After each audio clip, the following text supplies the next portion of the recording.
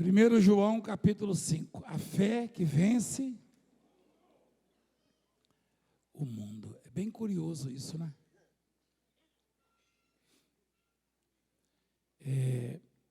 Eu cresci ouvindo que eu teria que resistir, que eu teria que vencer, que eu teria que lutar. Só que os adversários que os nossos pais mostravam para nós, a gente aprendeu que eram nocivos, né? Assim, bem nocivos e ameaçadores. Né?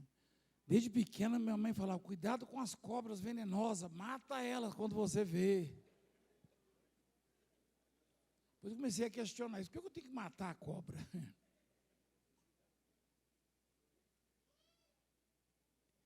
E assim, tudo que ameaçava a integridade era para a gente vencer, para a gente lutar. Então a Bíblia diz, a fé que vence o mundo. Aí eu pergunto, por que eu tenho que vencer o mundo? Porque o mundo, ele não se conforma com Deus, com as coisas de Deus. Esse mundo, na verdade, é tudo aquilo que pode me afastar de Deus, pode me tirar da presença de Deus. Às vezes a coisa nem é nociva, você nem se sente ameaçado, você olha, às vezes é uma coisa que parece boa, mas que vai lhe afastar de Deus, que vai lhe distanciar de Deus.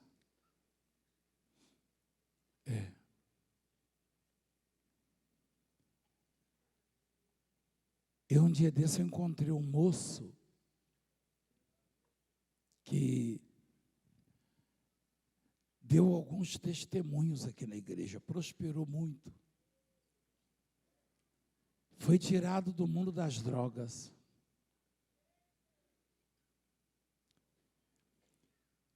E Deus o abençoou tanto aqui, que ele conquistou muitos amigos.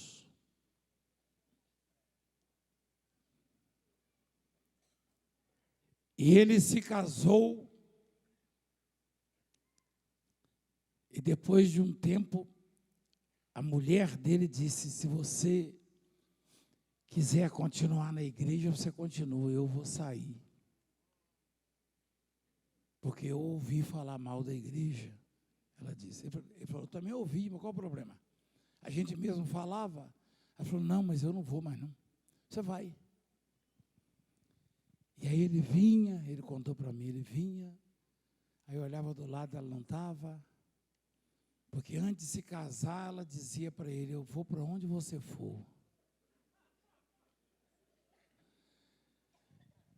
Aí eu estava analisando a situação dele, eu falei, está aí o mundo que eu tenho que vencer. Que às vezes está tão junto da pessoa e parece tão favorável. Então, quando a Bíblia diz que a fé, ela é a vitória que vence o mundo, isso significa dizer que nada nesse mundo, qualquer coisa nesse mundo que eu possa conquistar ou trazer para perto de mim, pode ter a importância de Deus na minha vida. Quando alguma coisa começar a ter muita importância na sua vida e começar a ameaçar a sua relação com Deus, se você não atinar para isso, você vai ser vencido e o mundo vai te vencer e vai destruir a sua vida. A fé que vence o mundo é a fé que te diz que Deus é o único bem que você tem, a única riqueza que você tem. Essa é a fé que vence o mundo. Essa é a fé que vence o mundo. Todo aquele, diz o texto, presta atenção, que crê que Jesus é o Cristo é nascido de Deus. Eu falei para esse moço assim, vem cá, e por que você não volta? Ele falou, eu às vezes até quero voltar, fico escutando, mas eu estou tão fraquinho. Eu estou até usando droga de novo.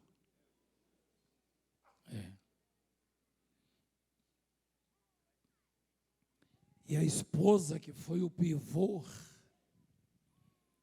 entre aspas, porque ele não deveria ter cedido,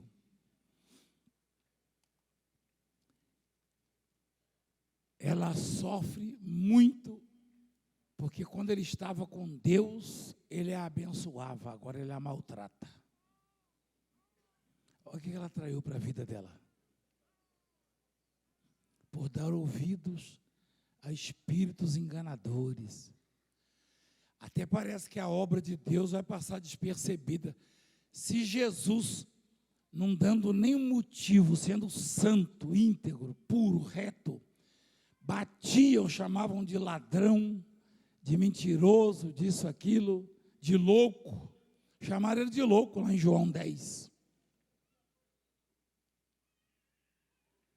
Quando ele mostrava um milagre extraordinário, eles arrumavam uma ocasião, mas hoje é sábado, ele não pode fazer isso. Espera aí.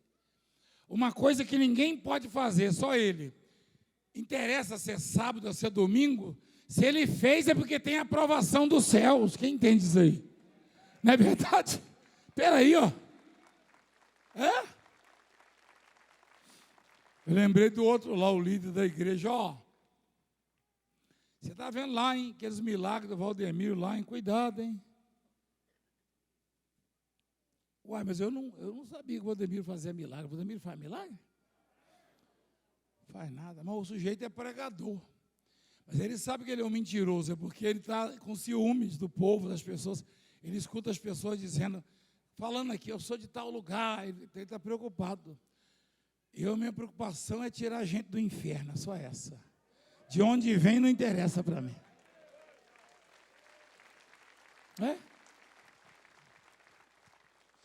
Então, todo aquele que crê,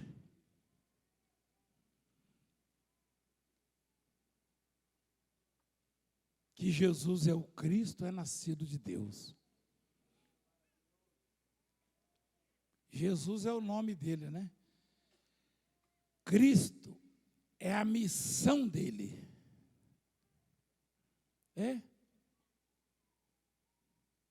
Cristo quer dizer Messias, quer dizer Salvador, único Salvador, único que salva. Se você crê que ele, Jesus, é o Cristo, ou seja, é o Salvador, o único, então você é nascido de Deus. Se você é daqueles que diz assim, eu acredito em todas as religiões, você não nasceu de Deus, mas de jeito nenhum. Você me perdoa falar isso aí. É claro que tem gente que não vai gostar disso.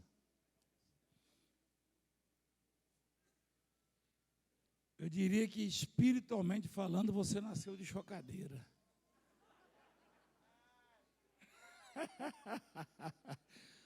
Eu nunca falei isso.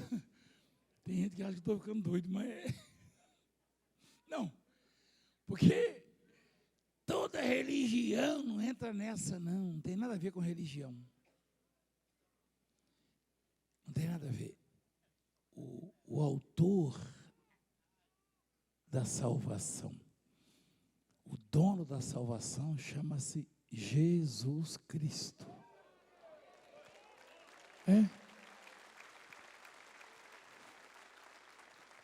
Não é difícil saber quem está salvo, quem está no caminho. Quem acredita, quem crê que Jesus é o Salvador, que Jesus é o Cristo, é o único, esse é nascido de Deus.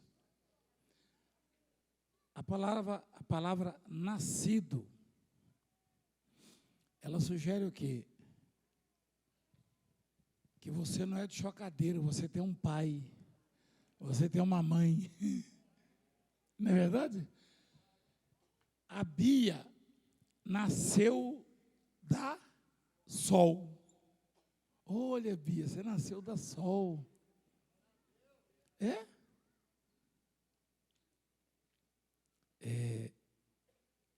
Vamos tirar o sangue da Sol. Um pouquinho só, né? E da Bia. E submetê-la a um exame de DNA. Comprovar-se-á a maternidade. Os médicos vão dizer, realmente, Bia, ou Sol, a Bia nasceu de você. E quando a Bíblia diz nascido de Deus, sugere que os que nascem de Deus têm o seu DNA. A ligação é muito forte do filho com o pai ou com a mãe. O gerou. Então, a herança, isso é uma figura, né? No sentido figurado, eu e você herdamos o DNA do pai. Traduzindo, características. Deus é bom? Sim ou não? Quem nasce de Deus tem um bom coração.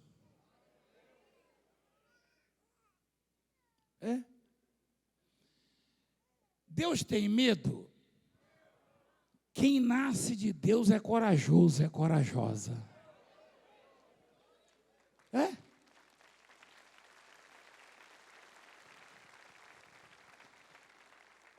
Deus não fracassa, fracassa? Seus filhos têm que ser vencedores. Deus desiste de alguma coisa? Não. O homem só causou tristezas, decepções, aborrecimentos. E Deus não desistiu do homem. Aliás, a palavra diz, né? Pode a mãe esquecer-se do filho que ainda mama? E 1 milhão, sei lá, em 100 milhões, pode ter uma ou duas. E para isso já tem também ali a receita. Acaso pode uma mulher esquecer-se do filho que ainda mama? De sorte que não se compadeça do filho do seu ventre? Mas ainda que esta viesse a esquecer dele, eu, todavia, não me esquecerei de ti, disse Deus. Quer dizer, pode ser que algum incrédulo fale, mas eu conheço uma mãe que abandonou o seu filho. Tá bom, mas ainda que eu, todavia, não me esquecerei de ti. Quer dizer, Deus não desiste de nós. Se Deus tivesse que desistir de nós, quantas vezes já demos motivos para Deus desistir de nós? Mas aonde está a chave disso? Está nessa palavra, nascer de Deus. Ter as características, os hábitos de Deus. Deus tem o hábito de amar pessoas. Deus é amor. Como filhos de Deus, eu e você temos que amar pessoas. Amar gente. Deus tem o hábito de perdoar. Como filhos herdeiros de Deus, nós temos que ter esse hábito de perdoar.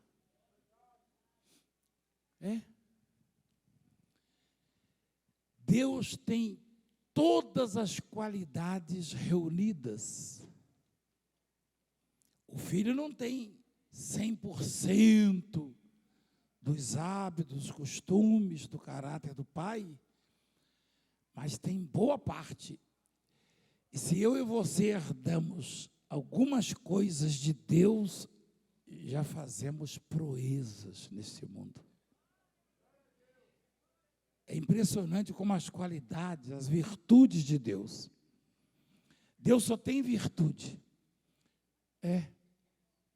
Aliás, ele é pleno, né? Lá em Colossenses 1, a Bíblia diz que em Jesus reside, ou seja, mora. É isso, filho? Basicamente é isso, né? É isso mesmo? Porque aprove a Deus que nele residisse. Você conhece essa palavra residir? Você reside onde? A Ana Rosa pergunta assim, sabia? Lá não fala você mora onde, você reside onde?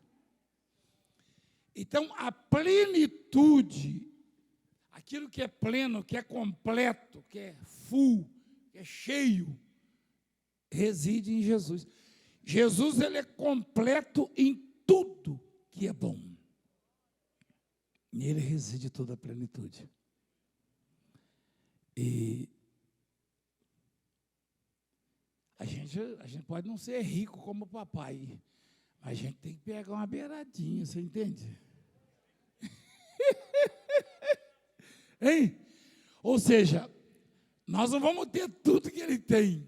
Ele é perfeito, nós erramos. Ele não erra. Mas se a gente pegar dele o amor, a fé, a esperança, a misericórdia, as coisas básicas, sabe? A gente faz a diferença no mundo. Então, nascido de Deus, guarda isso com você. Quando você estiver errando, aí você pensa, bom, Deus não faz isso, então eu sou filho dele, eu não vou fazer isso. Amém? Nascidos de Deus, continua, por favor, o texto.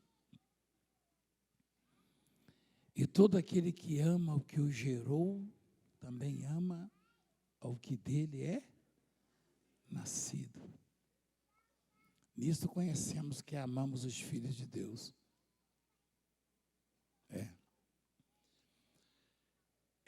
Eventualmente, eu vejo filhos de Deus brigando,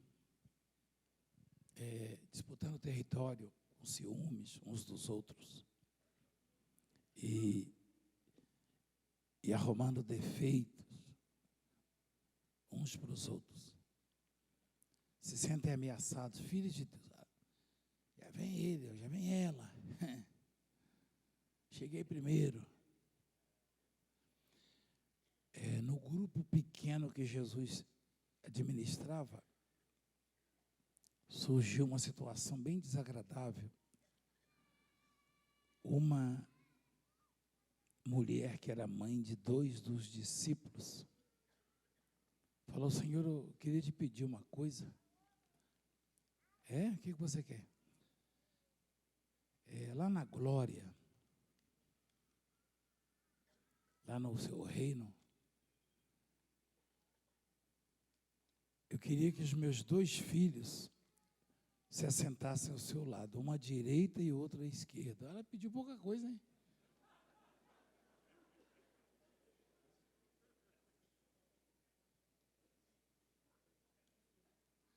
Jesus é muito paciente.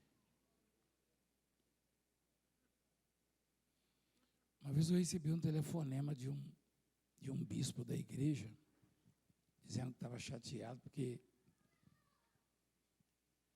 o filho dele foi colocado de pastor numa cidade bem pequena, bem minúscula. Assim, acho que tinha uns 10 mil habitantes, ou 15, sei lá. Aí eu falei para o bispo assim: vem cá, você está sugerindo que essa cidade se perca, vá todo mundo para o inferno? Que não seja evangelizada? Não é isso não. Mas o meu filho, eu falei: então você está sugerindo que o seu filho é melhor do que um outro que eu possa escolher e mandar para lá? Eu falei: agora eu não sei responder. Eu falei: vem cá, quer dizer que não pode ser o seu filho, né? Tem que ser o filho do outro bispo, ou um bispo. Mas por quê?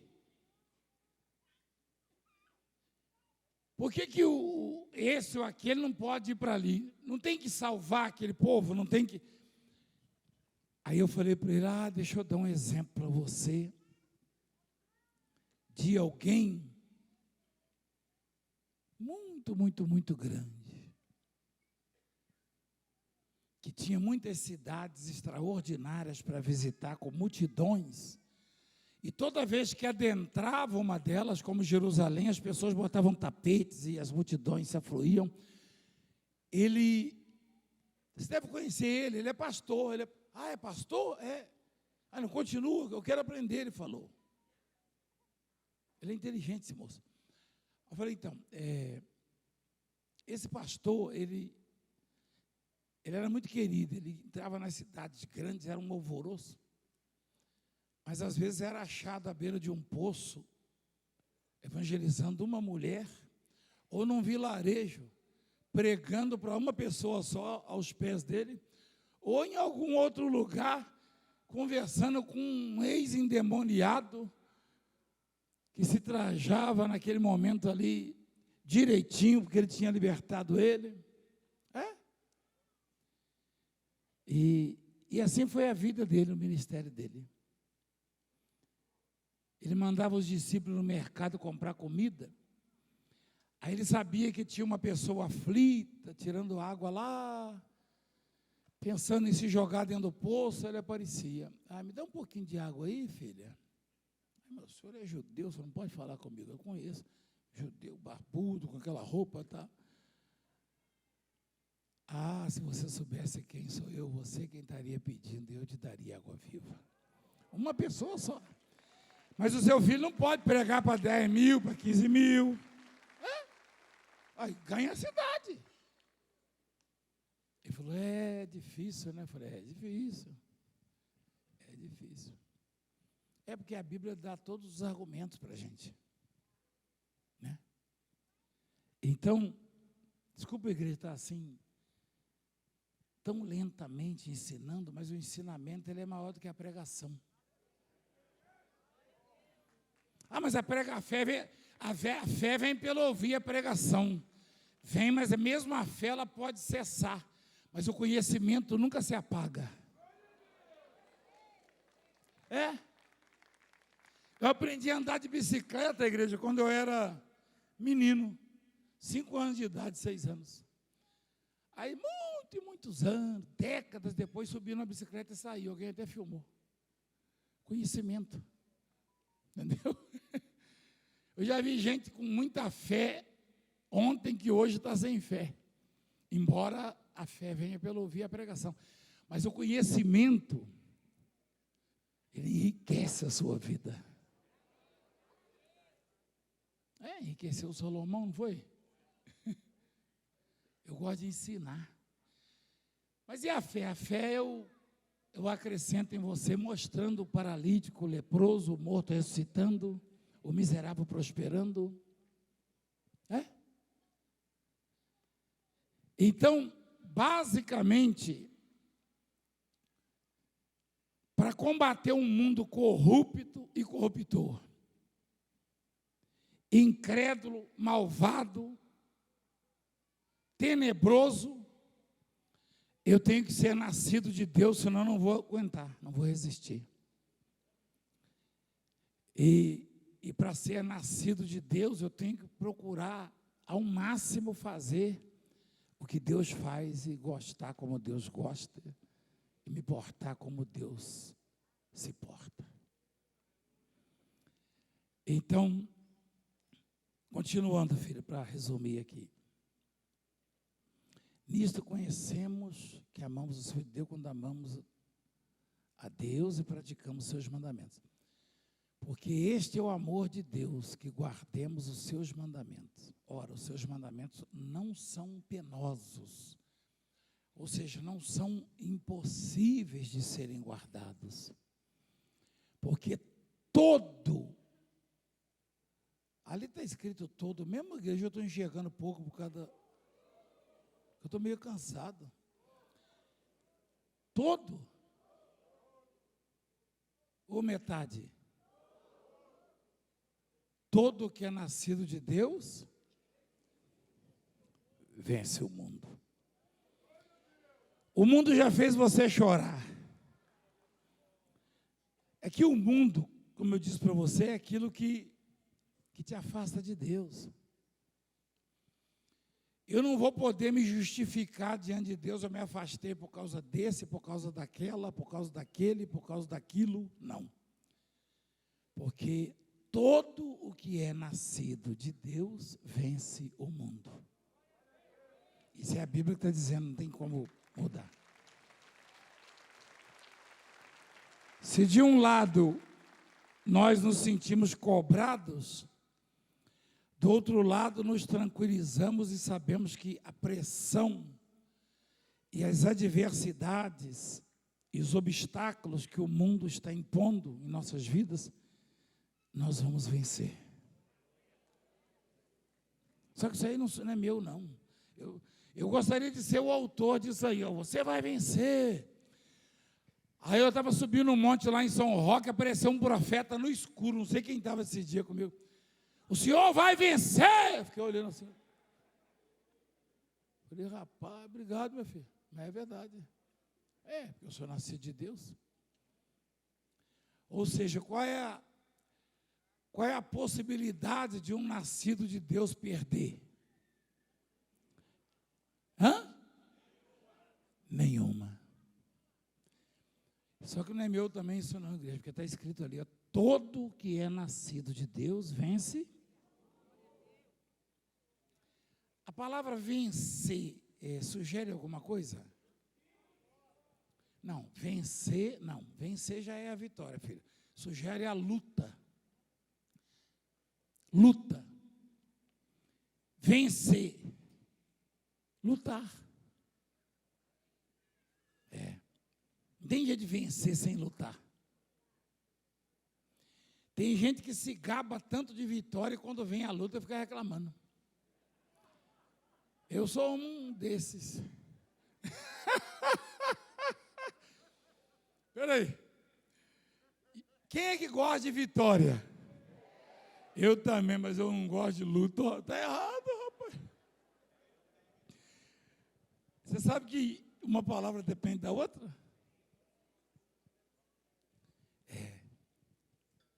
A vitória, ela só pode vir da luta. Você sabia disso? Quem sabia? Todo mundo fala em vitória. É vitória. Fulano venceu. Só os torcedores do Bahia que não falam, eles falam triunfo. Você sabia disso? É a rivalidade, eles falam triunfo lá na Bahia, o jogador do Bahia dando entrevista. Não, porque nós tivemos um triunfo, só para não falar o nome do time adversário. Até a Bispo sabe disso, né? Como é que pode? Ainda não havia, não, aí. Eu só fui jogador do Bahia, que eu falo, nós vencemos, é vitória mesmo. Mas não pode, é triunfo. Mas triunfo quer dizer vitória, você sabe, né? Interessante. Mas é o seguinte, eu não gosto de luta. Ninguém gosta. Mas eu gosto de vitória. Então está errado. Está errado. Como é que eu vou ter vitórias se eu não tiver as lutas? Não é verdade? Você entende o que eu estou falando? Apóstolo, mas eu estou numa luta tão grande. A proporção da vitória,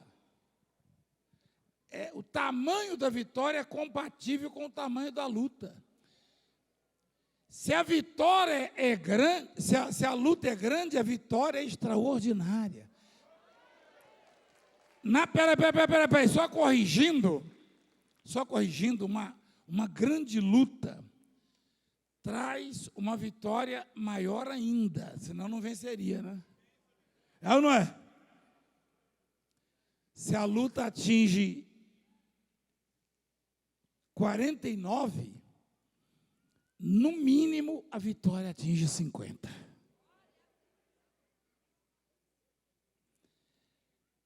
Hoje eu estava comentando com um bispo, acho que é o bispo Jorge, sobre uma situação. Eu falei, onde abundou o pecado, superabundou.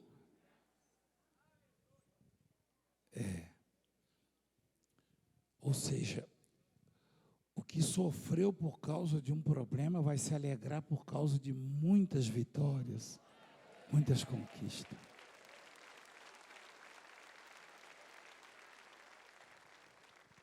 Então, esta é a vitória que vence o mundo, a nossa fé. Quem é que vence o mundo, senão aquele que crê ser Jesus, o Filho de Deus? Não, não tem. Esses tais aí que acham que estão vencendo, que estão acumulando fortunas e na maioria das vezes ilícitas, e que às vezes usam do poder que tem, da autoridade que tem para subjugar os outros e humilhar, e da própria legislação, né? Na maioria das vezes mal feita, porque são homens incapazes, infelizmente, a grande maioria que fazem as leis. Eles nunca vão vencer, igreja. Eles nunca vão vencer. Não. Eles nunca vão vencer. Não tem como. Às vezes, uma coisinha bem pequena os derrota. Né? Alguém comentou comigo essa semana sobre o faraó. O faraó foi o homem mais poderoso que a terra já viu. Não é verdade? Um dos, né? Como Nabucodonosor. Você sabe o que fez o faraó endoidar mesmo? Eu me lembro até que minha mãe usava uma latinha com um pozinho chamado Neucid. Morria tudo. E o piolho arrebentou com o faraó. Uma praga de piolho, não foi? O faraó ficava louco. E o bichinho já vai botando ovo, elêndia, que chama, e já era. Eu chegava da escola, minha mãe falava, senta aí. Tirava minha camisa, pegava a latinha. E o piolho começava a morder, eu ficava louco. Acho que foi o Valmir que me falou isso. O Valmir falou, o senhor sabia que o faraó era grande e o piolho venceu ele? É porque o apelido dele é piolho, sabia, né? É. Mas que coisa interessante, né? O homem é muito pequeno, né? O homem não é nada, rapaz. Nada. Nada. Eu acho que ele teve essa ideia, porque o apelido dele é piolho. Eu já vi os outros chamando ele de piolho, os primos. O piolho venceu o faraó, não foi? O faraó, por que o faraó não botou um canhão para... Né? Não tem jeito, né? Gente, a vulnerabilidade do ser humano é uma coisa assustadora. Mas quando ele é nascido de Deus, ele vence o mundo. Amém? Igreja, por hoje é só, tá? Se você quiser me ver amanhã, liga no meu canal. Fica de pé, por favor. Se você enjoou de mim, eu ia mandar ver gravado, mas não adianta, vai ver do mesmo jeito, né? Fica de pé, igreja, por favor.